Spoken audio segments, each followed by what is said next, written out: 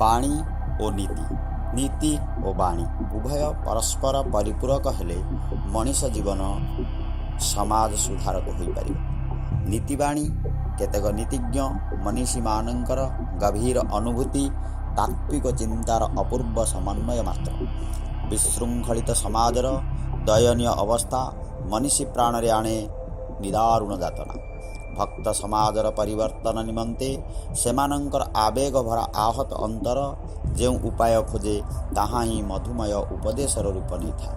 ଏତାଦୃଶ ସମାଜ ପ୍ରାଣ ନୀତିଜ୍ଞମାନଙ୍କ ମଧ୍ୟରେ ବିଦୁର, ଚାଣକ୍ୟ, ଭର୍ତ୍ତୃହରି ତଥା ବିଷ୍ଣୁ ଶର୍ମା ପ୍ରଭୃତିଙ୍କ ସ୍ଥାନ ଅନନ୍ୟ, ଅସାଧାରଣ ଓ ଅଗ୍ରଗଣ୍ୟ। ନୀତି ଓ ଉପଦେଶ ମାଧ୍ୟମରେ ବିଷାଦଗ୍ରସ୍ତ ଜନତାର ଜଡ଼ତା ତୁଟାଇ ମାନସିକ ଚିନ୍ତା ଓ ଚୈତନ୍ୟର ଉନ୍ମେଷ ଘଟାଇବା ସଙ୍ଗେ ସଙ୍ଗେ ମନୋଜ୍ଞ ଜୀବନ ଗଠନ କରିବା ହିଁ ସେମାନଙ୍କର ଏକମାତ୍ର ଉଦ୍ଦେଶ୍ୟ ଥିଲା। ନୀତିବାଣୀର ସଂଗୃହୀତ ପ୍ରତ୍ୟେକଟି ଶ୍ଲୋକ ସେହି ମହାପୁରୁଷମାନଙ୍କର ପୁରୋଦୃଷ୍ଟି ଓ ଦିବ୍ୟ ମନୀଷାର ସଂକେତ ନେଇ ଆତ୍ମପ୍ରକାଶ କରିଛି। ତେଣୁ ସୁଧୀବୃନ୍ଦ, ଶ୍ରୋତାବୃନ୍ଦ, ଏହି ନୀତି ବାଣୀଗୁଡ଼ିକୁ ନିଜ ଜୀବନରେ ପ୍ରୟୋଗ କରିପାରିଲେ ଜୀବନ ସାମାଜିକ, ଅର୍ଥନୈତିକ, ସାଂସ୍କୃତିକ କ୍ଷେତ୍ରରେ ଅଗ୍ରଗତି ହୋଇପାରିବ ବୋଲି ଆଶା। ବିଦ୍ୱତ୍ୱଂ ଚ ନୃପତ୍ୱଂ ଚ ନୈବ ତୁଲ୍ୟଂ କଦାଚନ, ସ୍ୱଦେଶେ ପୂଜ୍ୟତେ ରାଜା ବିଦ୍ୱାନ୍ ସର୍ବତ୍ର ପୂଜ୍ୟତେ। ଅର୍ଥାତ୍ ପଣ୍ଡିତପଣ ଓ ରାଜପଣ କେବେ ହେଲେ ସମାନ ନୁହେଁ।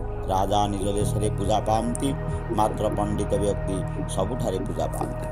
ବିଷୟାର୍ଥରେ କହିବାକୁ ଗଲେ ରାଜବଂଶ ପରମ୍ପରା କ୍ରମେ ସିଂହାସନାରୂଢ଼ ହୋଇ ପ୍ରଜାଙ୍କ ଉପରେ ପ୍ରଭାବ ବିସ୍ତାର କରିଥାନ୍ତି।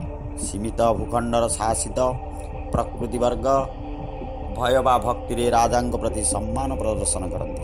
ଶାସକର ସୁଶାସନ ବେଳେବେଳେ ପ୍ରଜାଙ୍କର ହୃଦୟକୁ ଜୟ କରିଥାଏ, କିନ୍ତୁ ଏହା ବ୍ୟାପକ ନୁହେଁ।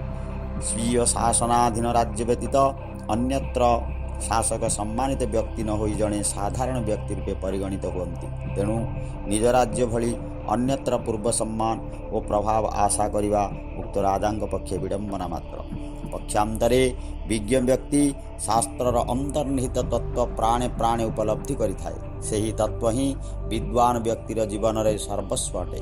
ସାଧାରଣ ଜନତା ପ୍ରଥମ ସାକ୍ଷାତକାରରେ ଏତାଦୃଶ ବ୍ୟକ୍ତିକୁ ବିଦ୍ୱାନ ରୂପେ ଗ୍ରହଣ ନ କଲେ ସୁଦ୍ଧା ଆଳାପ, ଆଲୋଚନା ଓ ବିଭିନ୍ନ ବିଚାର ବିମର୍ଶ ଦ୍ୱାରା ଅନୁପ୍ରାଣିତ ହୁଏ। ବାସ୍ତବରେ ପ୍ରତିଭାର ଅଭିନବ ସ୍ପର୍ଶ ବିଜ୍ଞ ବ୍ୟକ୍ତି ଓ ସାଧାରଣ ମନୁଷ୍ୟ ମଧ୍ୟରେ ଅତୁଳନୀୟ ସଦ୍ଭାବ ଜନ୍ମାଇଥାଏ। ଜାତି, ବର୍ଣ୍ଣ, ଦେଶ ଓ କାଳ ନିର୍ବିଶେଷରେ ପ୍ରତ୍ୟେକ ବ୍ୟକ୍ତି ଏହି ବିଜ୍ଞ ବ୍ୟକ୍ତିଙ୍କର ଜ୍ଞାନ ଗାରିମାରେ ମୋହ୍ୟମାନ ହୋଇ ତାଙ୍କ ନିକଟରେ ନିଜ ହୃଦୟର ଗଭୀରତମ ପ୍ରଦେଶରୁ ଶ୍ରଦ୍ଧାଞ୍ଜଳି ଅର୍ପଣ କରିଥାଏ। ତେଣୁ ରାଜା ଓ ବିଦ୍ୱାନ ବ୍ୟକ୍ତି କେବେ ସମକକ୍ଷ ନୁହନ୍ତି।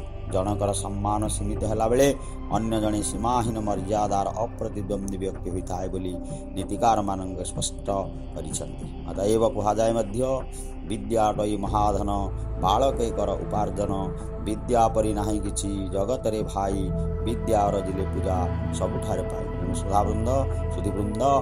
ଶ୍ରୋତାବୃନ୍ଦ ସମସ୍ତେ ବିଦ୍ୟା ପ୍ରତି ଆଗ୍ରହ ପ୍ରକାଶ କଲେ ସମାଜ ନିଶ୍ଚିତ ଭାବେ ଅବକ୍ଷୟରୁ ରକ୍ଷା ପାଇପାରିବ। ଜୟ ଜଗନ୍ନାଥ, ଜୟ ଜଗନ୍ନାଥ, ଜୟ ଜଗନ୍ନାଥ। ନମୋ ନାରାୟଣ। କୃଷ୍ଣଂ ବନ୍ଦେ ଜଗଦ୍ଗୁରୁ।